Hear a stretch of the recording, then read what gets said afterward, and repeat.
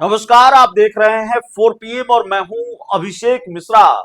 2025 के बिहार विधानसभा चुनाव से पहले क्या हर हाल में भारतीय जनता पार्टी मुकेश सहनी को अपने साथ लाना चाहती है?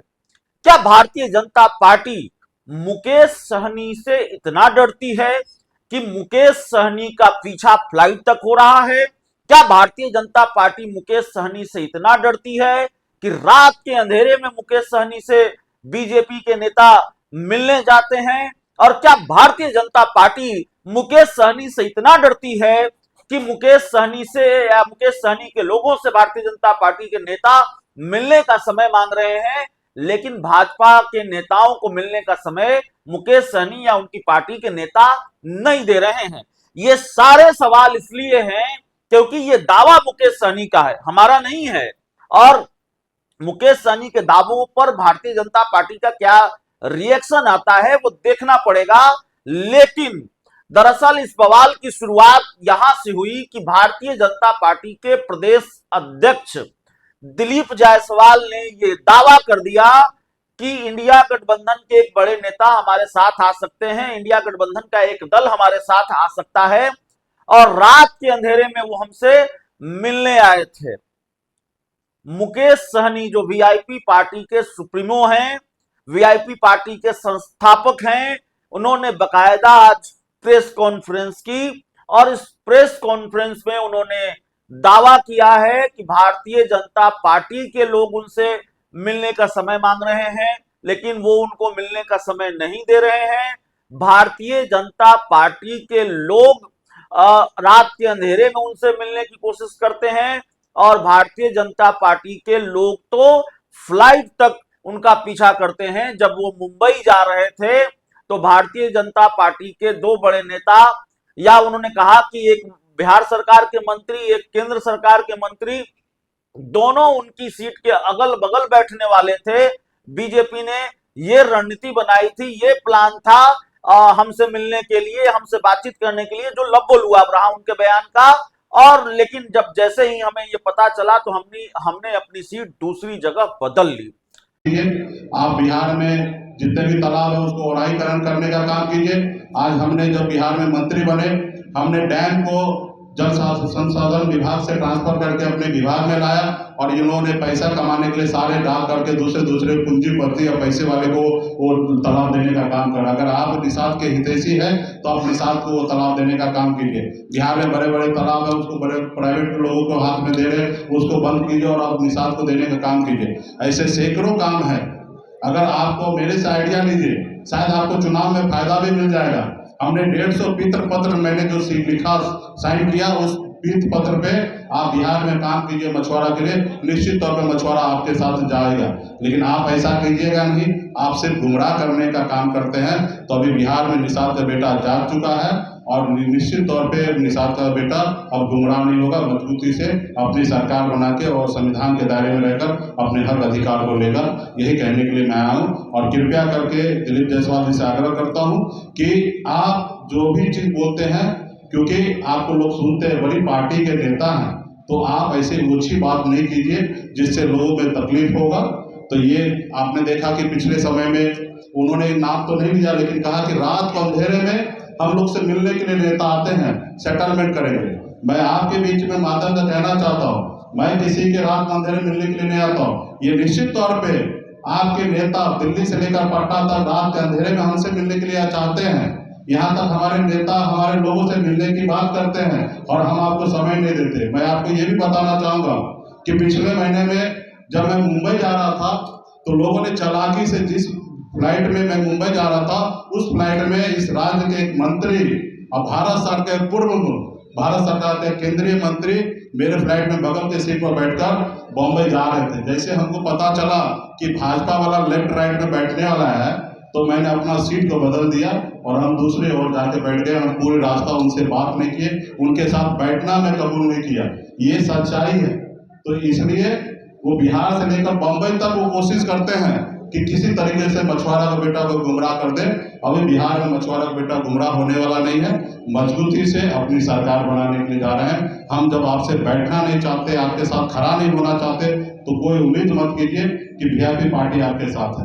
बहुत बहुत धन्यवाद। आप लोगों को कुछ अगर पूछना है तो दरअसल मुकेश सहनी के इस बयान में कितनी सच्चाई है ये तो मुकेश सहनी जाने, भारतीय जनता पार्टी जाने, लेकिन मुकेश सहनी के इस बयान से तेजस्वी यादव को बहुत राहत मिल रही होगी और मुकेश सहनी के इस बयान से भारतीय जनता पार्टी की चिंताएं बढ़ रही होंगी। राहत तेजस्वी यादव को इसलिए मिल रही होंगी कि मुकेश सहनी जिस तरह का बयान दे रहे हैं या आज अपनी प्रेस कॉन्फ्रेंस में जिस तरह का दावा उन्होंने किया है, इसका मतलब यह है कि वो मन बना चुके हैं कि भारतीय जनता पार्टी के साथ वो किसी भी हाल में नहीं जाएंगे। 2025 के विधानसभा चुनाव में तो कतई नहीं जाएंगे। हालांकि मुकेश सहनी या राजनीति में कोई दूसरा नेता हो उसके बारे में ये गारंटी नहीं दी जा सकती कि वो पाला नहीं बदलेंगे, कब क्या फैसला लेंगे। बड़े नेता हो, छोटे नेता हो, बिहार के नेता हो, उत्तर प्रदेश के नेता हो, झारखंड के नेता हो, राजनीति में कौन कब कहां चला जाए, कौन कब क्या फैसला ले ले, कहा नहीं जा सकता। लेकिन मौजूदा वक्त में मुकेश सहनी का यह बयान बहुत राहत दे रहा होगा तेजस्वी यादव के लिए कि अगर मुकेश सहनी ये कह रहे हैं कि भाई भारतीय जनता पार्टी के नेताओं को वो भाव नहीं दे रहे हैं, भाजपा के नेता उनका पीछा कर रहे हैं फिर भी वो नहीं मिल रहे हैं, इसका मतलब उन्होंने तय कर लिया है कि वो इंडिया गठबंधन के साथ ही रहेंगे, आरजेडी के साथ ही रहेंगे, तेजस्वी यादव से उनकी दोस्ती बनी रहेगी और किसी भी परिस्थिति में वो तस्वीर नहीं दिखेगी जो तस्वीर 2020 के विधानसभा चुनाव से पहले दिखी थी। 2020 के विधानसभा चुनाव से पहले मुकेश सहनी अलग हो गए थे, तेजस्वी यादव पर पीठ में खंजर घोंपने का आरोप लगाया था। इस बार दोनों के बीच, तेजस्वी यादव और मुकेश सहनी के बीच की केमिस्ट्री ठीक ठाक है। ये अलग बात है कि 60 विधानसभा सीटों की डिमांड मुकेश सहनी ने कर दी है, बल्कि ऐलान कर दिया है कि उनकी पार्टी 60 विधानसभा सीटों पर लड़ेगी।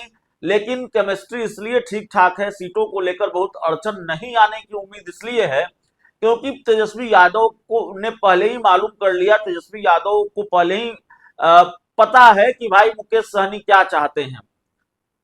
तेजस्वी यादव ने डिप्टी सीएम बनाने का वादा मुकेश सहनी को कर दिया है और मुकेश सहनी खुद भी कहते फिर रहे हैं, कई बयान हैं उनके कि भाई अगर बिहार में इंडिया गठबंधन की सरकार बनेगी तो तेजस्वी यादव सीएम बनेंगे और मल्लाह का बेटा, निषाद का बेटा डिप्टी सीएम बनेगा, वो डिप्टी सीएम बनेंगे। तो इस तरह की बात मुकेश सहनी कह रहे हैं और गलत नहीं कह रहे हैं।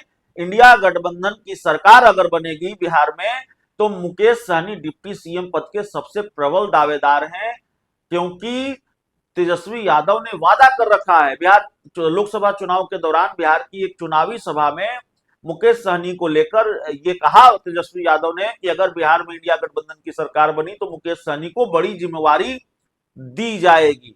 तो मंत्री रहे हैं, अब उप मुख्यमंत्री बनने की बारी है, लेकिन ये 2025 के विधानसभा के चुनाव नतीजों पर निर्भर करेगा।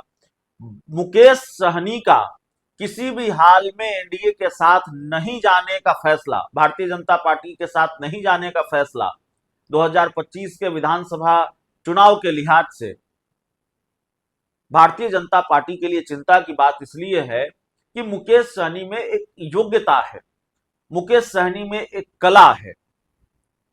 मुकेश सहनी को राजनीति में बहुत सफलता मिल गई हो ऐसा नहीं है, मुकेश सहनी को असफलताएं ज्यादा मिली हैं।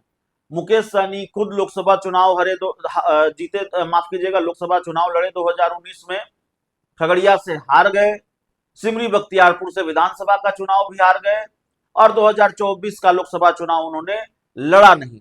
लेकिन मुकेश सहनी में एक कला है, उनके पास एक क्षमता है। मुकेश सहनी अपने जिस समाज से आते हैं या जिस समाज, सन ऑफ मल्लाह कहते हैं खुद को, जिस समाज का होने का वो दावा करते हैं, उसका वोट ट्रांसफर मुकेश सहनी के साथ होता है। वो उस वोट बैंक पर बड़ा प्रभाव रखते हैं और इस वोट बैंक के सहारे मुकेश सहनी ने कई बार खेल किया है। भारतीय जनता पार्टी उस खेल की शिकार हुई है। नहीं, इसका सबसे सशक्त उदाहरण बोचहा विधानसभा उपचुनाव है, सबसे मजबूत उदाहरण बोचहा का विधानसभा उपचुनाव है।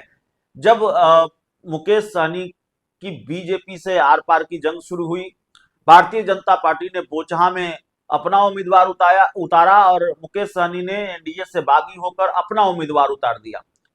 मुकेश सहनी के उम्मीदवार नहीं जीत पाए, मुकेश सहनी की पार्टी हार गई, लेकिन मुकेश सहनी इस बात पर खुश हुए कि वो भाजपा को हराने में कामयाब रहे। भारतीय जनता पार्टी का उम्मीदवार भी नहीं जीत पाया और जीत हो गई आरजेडी के उम्मीदवार अमर पासवान की। तो एक तरह से तब भी उन्होंने आरजेडी की मदद ही की बोचहा के उपचुनाव में। तो ये गणित है बिहार की राजनीति का। मुकेश सहनी के साथ जो वोट बैंक है, उस वोट बैंक का ये गणित है और भारतीय जनता पार्टी इसी वजह से डरती है। ऐसा नहीं है कि भारतीय जनता पार्टी ने कोशिश न की हो। भारतीय जनता पार्टी ने मुकेश सहनी जिस समाज से आते हैं उस समाज से आने वाले कई दूसरे नेताओं को भी आगे बढ़ाने का काम किया। हरी सहनी बिहार सरकार में मंत्री हैं, राजभूषण निषाद चौधरी या राजभूषण चौधरी शायद हैं, और वो भी कभी मुकेश सहनी के साथ हुआ करते थे। आज वो राज्य मंत्री हैं केंद्र सरकार में। तो मुकेश सहनी के काट के तौर पर भारतीय जनता पार्टी ने अपनी पार्टी के निषाद समाज से आने वाले नेताओं को आगे बढ़ाने का काम किया, उनको प्रमोट करने का काम किया, उन पर भरोसा जताया। लेकिन मुकेश सहनी का जितना प्रभाव वो उस वोट बैंक पर है, निषाद समाज के वोट बैंक पर है, उतना प्रभाव भारतीय जनता पार्टी के उन नेताओं का नहीं है। अभी भारतीय जनता पार्टी इसमें सफल नहीं हो सकी है और इसीलिए मुकेश सहनी की जरूरत है भारतीय जनता पार्टी की, मुकेश सहनी जरूरत है इंडिया गठबंधन की। तो दोनों गठबंधनों की जरूरत है और इस वक्त मुकेश सहनी इंडिया गठबंधन के साथ हैं। और ये बात हम अभी नहीं कह सकते कि मुकेश सहनी इंडिया गठबंधन के साथ हैं तो इसका मतलब इस बात की गारंटी है कि इंडिया गठबंधन 2025 का बिहार विधानसभा चुनाव जीत जाएगा। बिहार विधानसभा चुनाव का जो नतीजा होगा इंडिया गठबंधन के पक्ष में आएगा। लेकिन मुकेश सहनी भारतीय जनता पार्टी के टेंशन की बड़ी वजह है। मुकेश सहनी के इंडिया गठबंधन में होने की वजह से ये खतरा है कि भारतीय जनता पार्टी को मुकेश सहनी अगर कई सीटों पर नुकसान पहुंचा देते हैं तो जाहिर तौर पर बीजेपी की राह या एनडीए की राह और मुश्किल हो जाएगी। बहुत बहुत धन्यवाद।